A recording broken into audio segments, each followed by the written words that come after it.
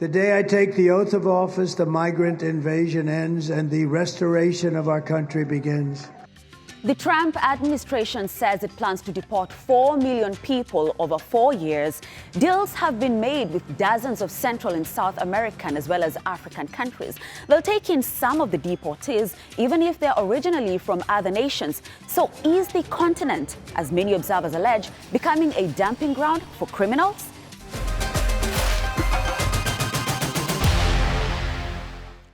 Now, the African Commission on Human and People's Rights is raising concerns about the migrant deals between the U.S. and African countries. They say the deals should be transparent, protect the migrants' rights, and that governments should avoid policies that would make Africa a drop-off zone. Countries like Nigeria and South Africa have refused to take in any deportees, but here are the countries that have signed deals so far. On July 5th, Washington deported what it described as 8 violent criminal illegal aliens to South Sudan. The men from Cuba, Laos, Mexico, Myanmar, Sudan, Vietnam, and South Sudan have been convicted of crimes including first-degree murder, sexual assault, and robbery. While the South Sudanese government insists that safety is its top priority, many are not convinced. If these people, these individuals are security risk in the U.S., imagine what they would do in South Sudan. Actually, they have criminal records, yes. They are dangerous people to the country. Even to the country from where they are deported, they are dangerous individuals. Days later, on July 16th, Eswatini, the landlocked country in Southern Africa, received 5 convicted felons from Vietnam, Jamaica, Laos, Cuba, and Yemen. The government says the prisoners are there temporarily, adding that they'll be repatriated to their home countries in due course. But human rights lawyers have sued the government for making the deal, which they say is unconstitutional. Its neighbor, South Africa, says it's concerned about the profile of the deportees, as well as the potential impact on its national security and immigration policy.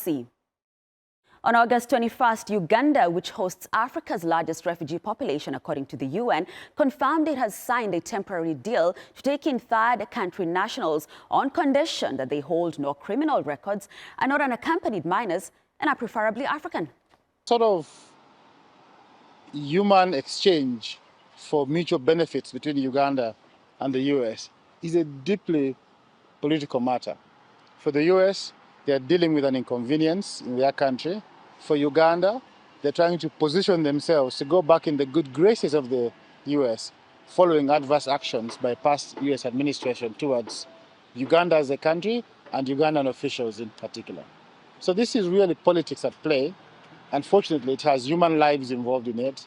And I think that it is really sad that we are sacrificing human beings on the altar of political convenience by states. And on August 28th, Rwanda confirmed that the first group of 7 migrants from the U.S. had arrived in the country but did not disclose their nationalities. Kigali says it has agreed to receive up to 250 migrants from the United States. So let's hear more from David Otto. He's a director, Geneva Center for Africa Security and Strategic Studies. He joins me from London in the UK. Thank you very much, sir, for making the time. Just straight on, what's motivating some of these African nations to take in the migrants from the United States, and just what do they stand to gain?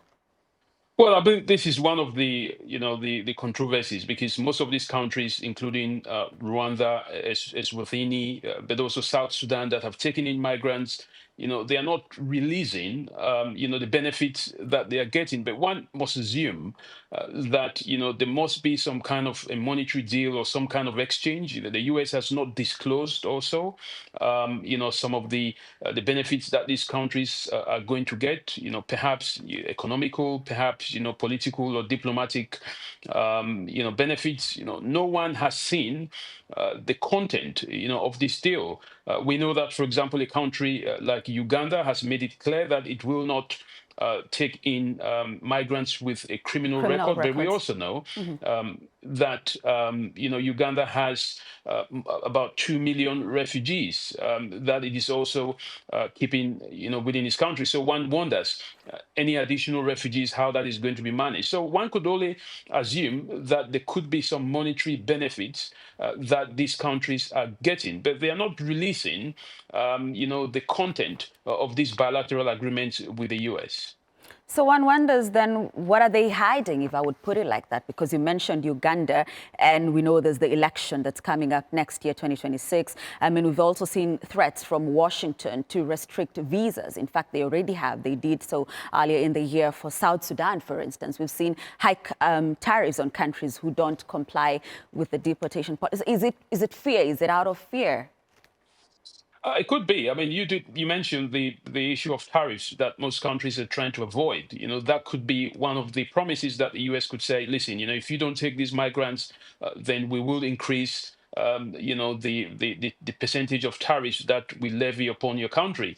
They could also face visa restrictions, as you mentioned.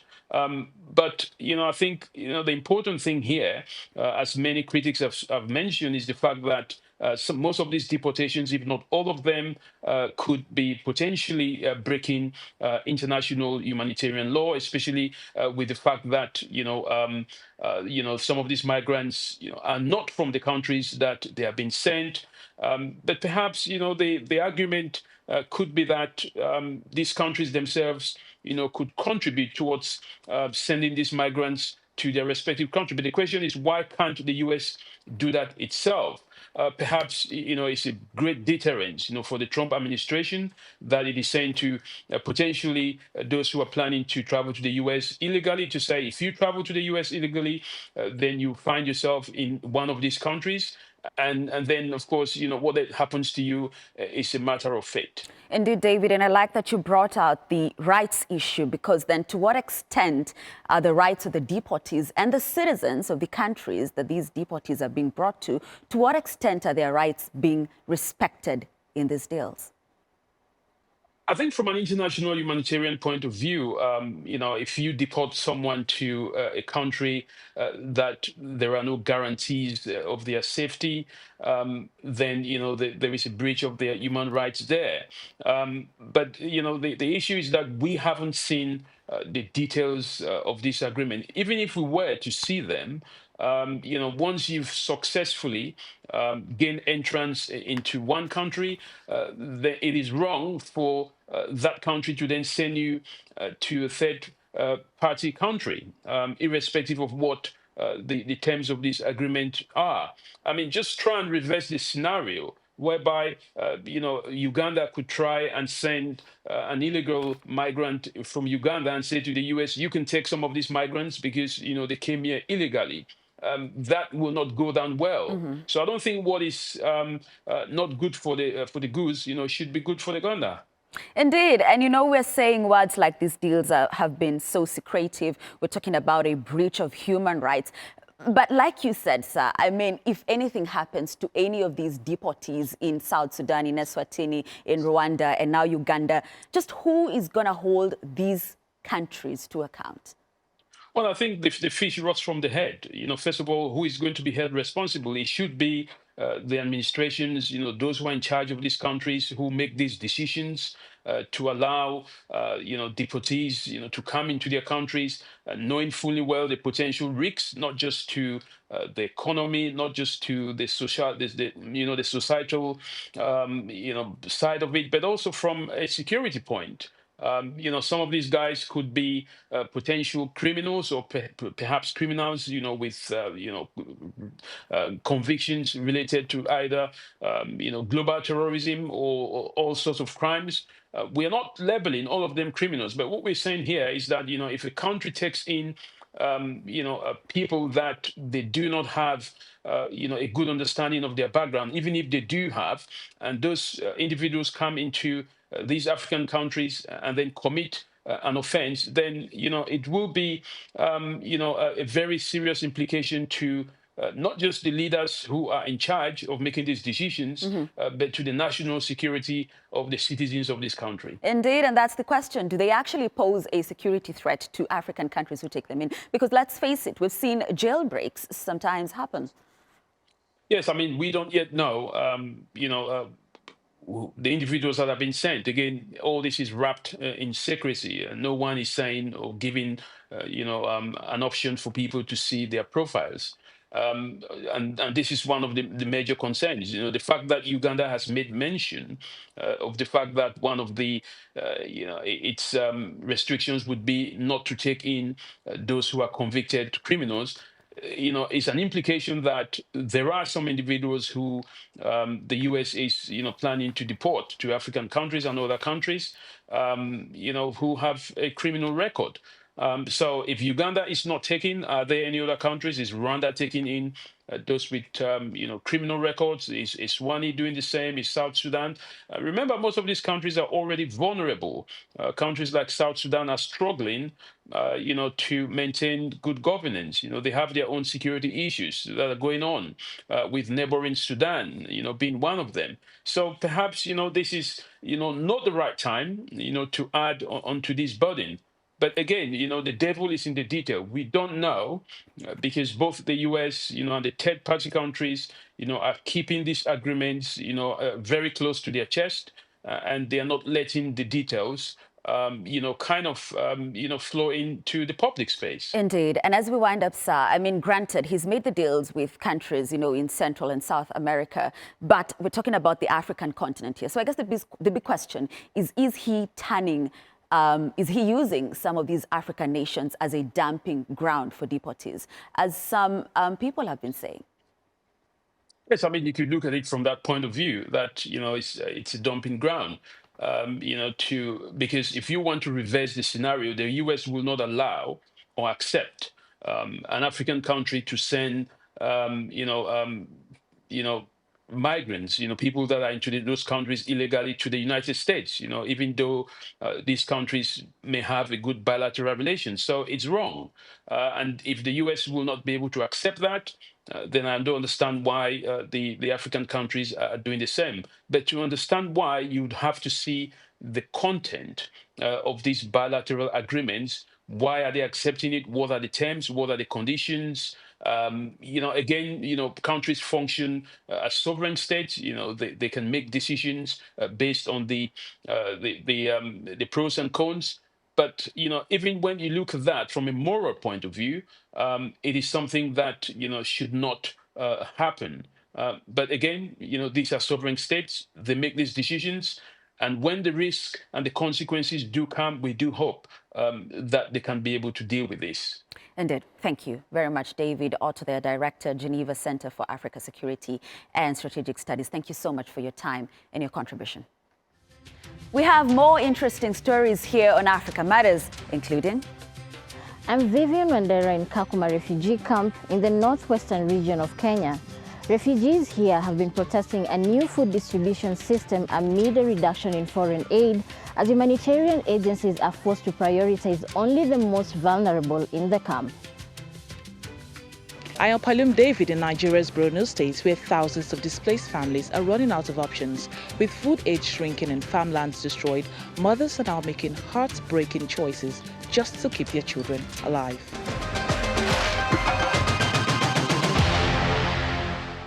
To Kenya now, which is hosting more than 300,000 refugees at the Kakuma refugee camp.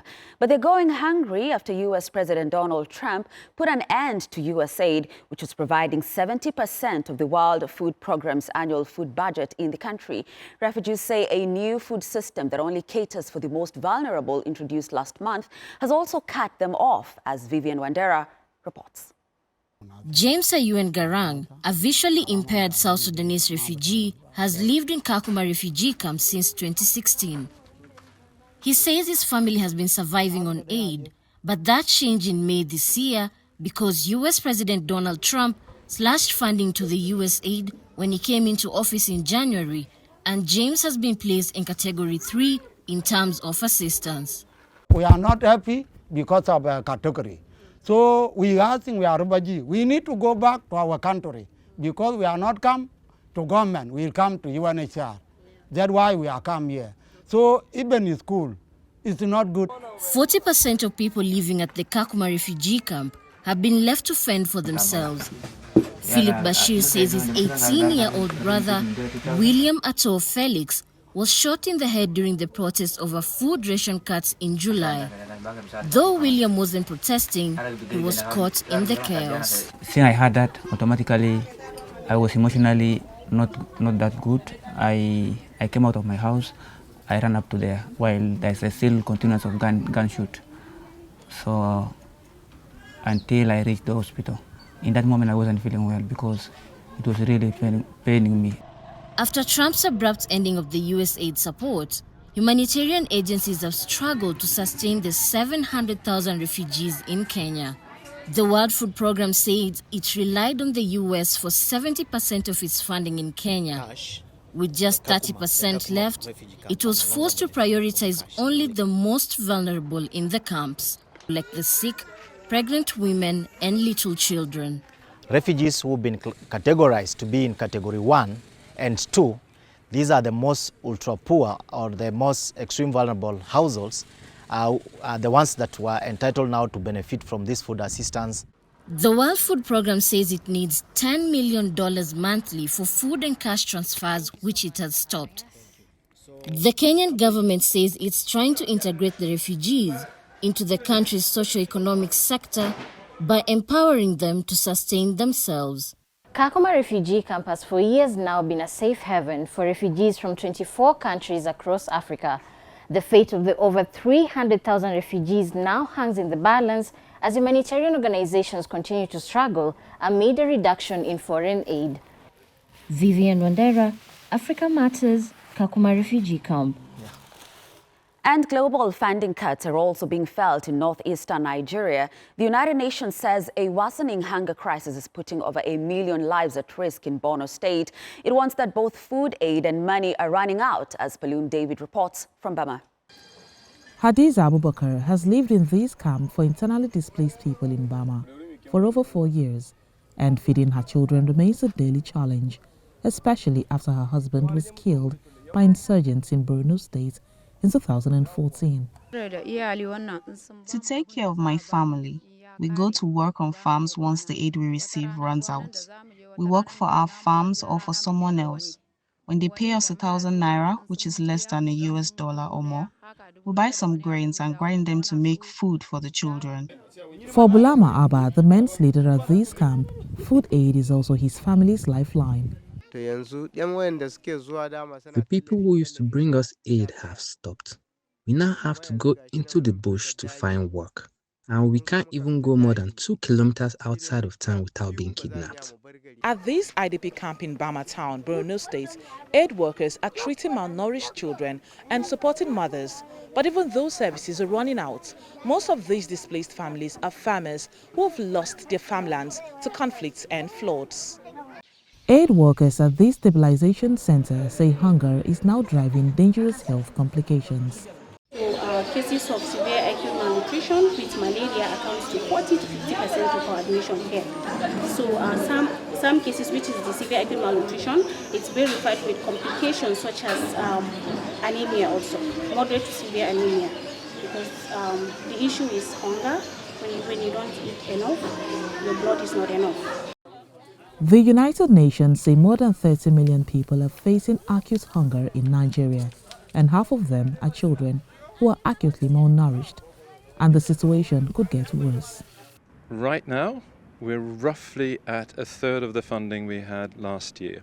So clearly, it's a huge problem for us to be able to provide what we have been providing for the last 10, 15 years in terms of food, nutrition services, water and sanitation, healthcare and protection. So it's a huge problem. But the Nigerian government insists it has set aside an unspecified amount of money. Mr. President has approved a special grant to cushion the effect of the suspension of the activities of the World Food Programme. And on our own also, we are reaching out to many other organizations that are not directly or that are not receiving their major funding from USAID. Until then, displaced families can only wait, hoping that insecurity eases so they can return to their farms and feed their families. Balloon David, Africa Matters, Bama, Borno State. Well, Africa is known as the youngest continent, but in the last 15 years, the number of people over the age of 60 has also ballooned by an estimated 50% to about 67 million people. But with few social programs to assist them, aging comes with major challenges. Rahul Radhakrishnan has more. They say the longer you live, the more beautiful life becomes. But for many seniors across the African continent, a longer life can mean more anguish and misery. It is very difficult place for people to grow old, especially I have now become old and I'm starting to feel the challenges of growing old. A wave of longevity is sweeping across Africa, but some countries, like Uganda for instance, aren't equipped to manage it. Within the next 30 to 50 years, there's going to be more than 10% of the population across Africa. For sure in Uganda, would be elderly people. Seniors on the continent often lack social safety nets and access to routine medical care as they age.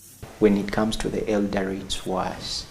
They're disregarded. They just say, these people, they served and that's it. Now it's time to take care of them. And in the normal section of our communities, it's the family to take care of the elderly. But extended family too sometimes turn their backs on the elderly. One thing that they suffer most is loneliness. Because once you have grown old, your children are in Kampala and you are in the village, you are just thrown in the house and nobody cares, nobody feeds you, nobody attends to your health. So you feel very lonely and die alone. The World Health Organization projects that the number of older people in sub-Saharan Africa will reach around 163 million by 2050. That number is currently at 63 million, yet only a handful of charity organizations tend to their needs. I do medical procedures like catheterizations, and I also check their vitals, especially blood pressure and blood glucose in order to prevent complications. And I also check their hygiene and counsel them on diet. Taking care of the elderly as a nurse is her passion, she says. For her patients, the joy of her visit is enough to get through the day. Rahul Radhakrishnan, Africa Matters. We look at fashion in Zimbabwe, where ethnic traditions are inspiring young fashion designers to tell their story. Several designers have been trained through the I Wear My Culture initiative, translating age-old symbols into striking contemporary clothing. Brenda Zedaradido reports. Zimbabwean fashion designer Penelope Lache is celebrated for her distinctive creations that seamlessly blend African heritage with contemporary trends. Each dress in her store is inspired by her lifelong dream of becoming a fashion designer. I've always been into fashion, always. I was, the kind of kid who would take her clothes and cut them up. I used to get into trouble for it, actually. I'd cut them up and sew them with a needle. That was when I was young. So I think it's always been a passion for me. This year, Lache was among 16 Zimbabwean designers trained through the I Wear My Culture initiative to transform tribal traditions and symbols into contemporary, captivating designs. This is the 4th edition of the I Wear My Culture fashion show, showcasing Zimbabwe's vibrant heritage and modern aesthetics. Each design on the runway carried elements from diverse South African tribes, including the Ndebele, Khoisan, Venda, Kalanga and Nabia. What I liked was each and every designer had their own story to tell. So it was all unique, and I must say there's like amazing talent in Zimbabwe and it should go to the world. Through this program, I've realized that there's so many other cultures. Like personally, I've been working on, my assignment was the Ndau culture, and I had to dive deeply into their culture to know about their way of life, how they started, their way of dressing, what influences them, So basically, that's how I think I Wear My Culture has been impacting my life so far. The fashion show was held at the Natural History Museum, helping to bring the designers' interpretation of traditional tribal motif to life. Fashion show curator says the event is aimed at fostering unity, dispelling cultural stereotypes and celebrating the people that coexist in Zimbabwe. Cross-pairing designers with cultures outside of those that they belong to was important in the fact that when we live in this global community, and not just Zimbabwe actually, we coexist with other people from different parts of ethnic groups, tribal groups, countries and things like that. For Lacha, whose passion for fashion began in her childhood, the program has not only deepened her knowledge of Zimbabwe's cultural diversity, but also enriched her storytelling through fashion. Brenda Zeda Radido, Africa Matters. That's our show this week. Share your thoughts and suggestions about the deportation deals or any other stories you've seen on this episode, and leave your comments on our Africa Matters YouTube page or on X. Thanks for watching, and it's goodbye from me, Grace Correa Kanja.